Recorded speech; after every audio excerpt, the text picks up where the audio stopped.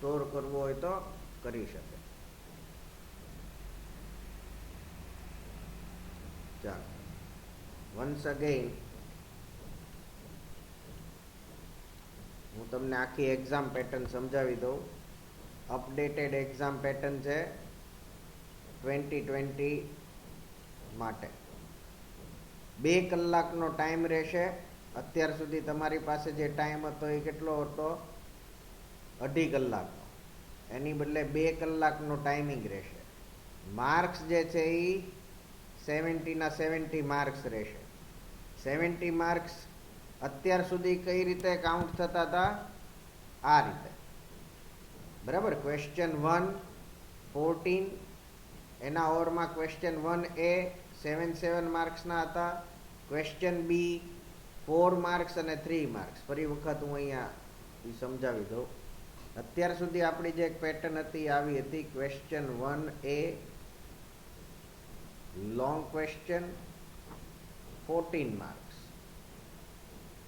એના ઓરમાં question 1A એમાં 2 question પૂછાતા હતા. સબ ક્વેશ્ચન. દરેક ક્વેશ્ચન સેમ વેઇટેજ ધરાવતો હતો, 7 માર્ક્સ. પછી હતું ક્વેશ્ચન 1B. આ 4 માર્ક્સના હતા. એની અંદર MCQ, fill in the blanks, true or false, one liner, આવા ઘણા બધા ક્વેશ્ચન આપણે જોયા છે. તો આ આની અંદર ટોટલ માર્ક્સ જે થયો એ કેટલા થયા? 18 માર્ક્સ થયા ને. તો આપણી એક્ઝામ પેટર્ન જે હતી એ કંઈક આ રીતે હતી. Question 1 18 marks, question 2 18 marks, question 3 17, and question 4 is also of 17 marks. Though we will get total 70 marks. હવે તમારી આ પેટર્ન જે છે આ પેટર્ન એઝ ઇટ ઇઝ રહી છે. પણ એનું જે ડિવિઝન હતું માર્ક્સની અંદર એમાં જે ડિફરન્સીસ આવ્યા છે એ ડિફરન્સીસની વાત કરવાની છે. તો question 1 still question 1 is of 18 marks, but these 18 marks will divided into different parts. These 18 mark was first divided into 14 and 4, but now it will looks like this: 18 or 9 or 9. The short question portion will not be the part of your question paper. ફરીવાર સમજાવું, બરાબર ધ્યાન આપજો. તમારું question paper જે છે એ આ જ આવશે, આ જ પેટર્ન, જૂની પેટર્ન. તમારા હાથમાં જ્યારે ક્વેશ્ચન પેપર આવશે ને ત્યારે એ ક્વેશ્ચન પેપરમાં 14 માર્ક્સ હશે. એના ઓરમાં 7 માર્ક્સના 2 ક્વેશ્ચન હશે અને આ 1B પણ હશે. પણ તમારે આ પોર્શન તમારા પેપરમાં નથી એમ માની લેવાનું છે.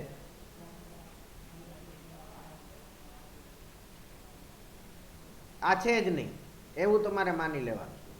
અને આ 14 માર્ક્સનો ક્વેશ્ચન, ક્વેશ્ચન 1માં કેટલા માર્ક્સનો થઈ જશે? 18 માર્ક્સનો. આ 7 માર્ક્સનું છે એ કેટલાનું થઈ જશે? 9. આ 7 માર્ક્સ છે એ કેટલાના થઈ જશે? 9. થઈ ગયું 18 માર્ક્સનું ક્વેશ્ચન. ક્વેશ્ચન 1 આ રીતે કન્વર્ટ થઈ ગયું. ક્વેશ્ચન 2 અગેન તમારા હાથમાં જે ક્વેશ્ચન પેપર હશે એમાં આ જ રીતની પેટર્ન હશે. Question 2A write a note on types of computer network. આ એક્ઝામ્પલ આપણે આપીએ. 14 માર્ક્સ.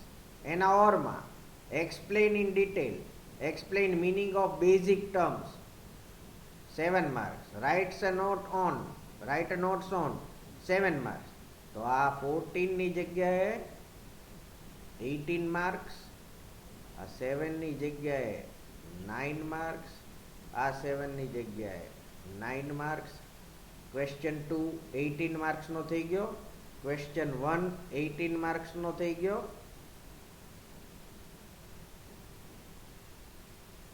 તો હવે શોર્ટ ક્વેશ્ચનની જરૂર રહેતી નથી. તો આ શોર્ટ ક્વેશ્ચન તમારા પેપરમાં છે જ નહીં એમ કન્સિડર કરજો. દો તમારા પેપરની અંદર આ લખાયેલા હશે, પણ તમારે એમ જ માનવાનું છે કે આ તમારા પેપરનો પાર્ટ નથી. હવે ક્વેશ્ચન 3 ફરી વખત આપણે જોઈએ તો ક્વેશ્ચન 3 જે છે એ કેટલા માર્ક્સનું છે? 17 માર્ક્સ. તો અહીંયા 14 ની જગ્યાએ કેટલા થઈ જશે? આ ક્વેશ્ચનના 17 માર્ક્સ, આ ક્વેશ્ચનના 9 માર્ક્સ, આ ક્વેશ્ચનના 8 માર્ક્સ, અથવા તો આ બંનેના 8.5 માર્ક્સ છે એમ માની લો. બરાબર. આ 3 માર્કના શોર્ટ ક્વેશ્ચન જે છે એ તમારા પેપરનો પાર્ટ નથી.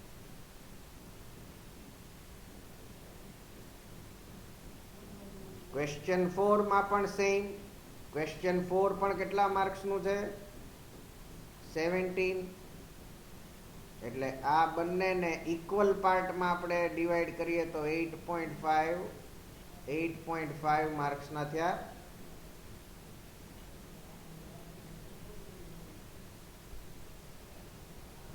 અને question 4B is not a part of your paper. આ તમારા પેપરનો ભાગ જ નથી એમ માની લો.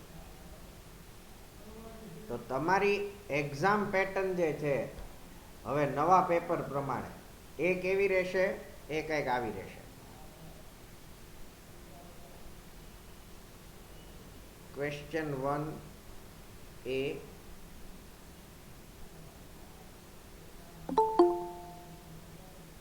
18 marks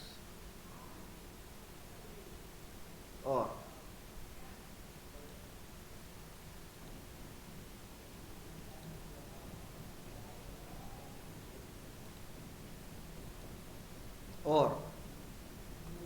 question 1A એના બે ક્વેશ્ચન જે આવતા હતા એ બે question as it is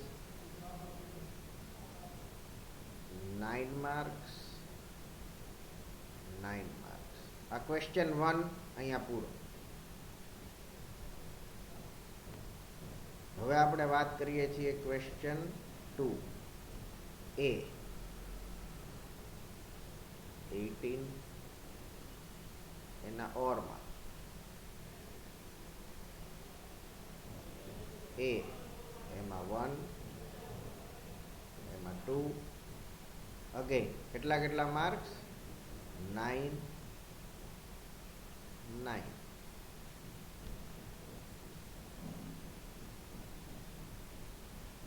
question 2 અહીંયા પૂરો.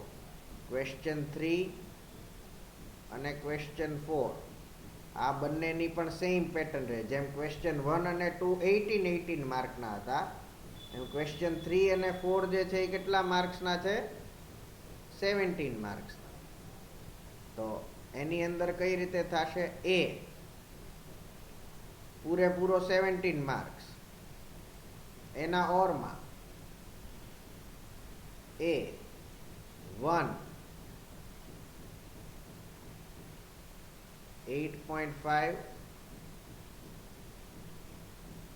2